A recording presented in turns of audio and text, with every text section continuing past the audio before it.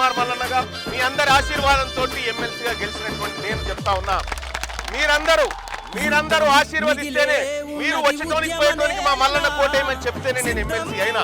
ఈ ఆర్టీసీ కార్మికులకు అన్యాయం చేస్తే, ఆర్టీసీ కార్మికుల పొట్ట మీద కొట్టాలనుకుంటే నేను నా పదవిని కూడా లెక్క పెట్టాలనే విషయాన్ని తెలియజేస్తా ఉన్నా.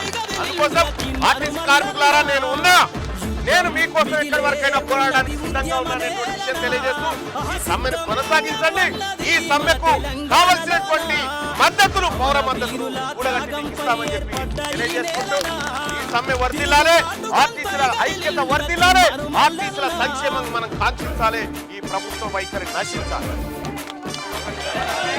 మీకు ఏ చిన్న సమస్య వచ్చినా, ఎవరు ఇబ్బంది పెట్టినా మన ఆఫీస్ పిల్లర్ నెంబర్ 72 కాడ ఇదైతే 49 కాడ మన ఆఫీస్. నేను వెంటనే అందుబాటులో ఉంటా, మా నాయకత్వం అందుబాటులో ఉంటానని చెప్పి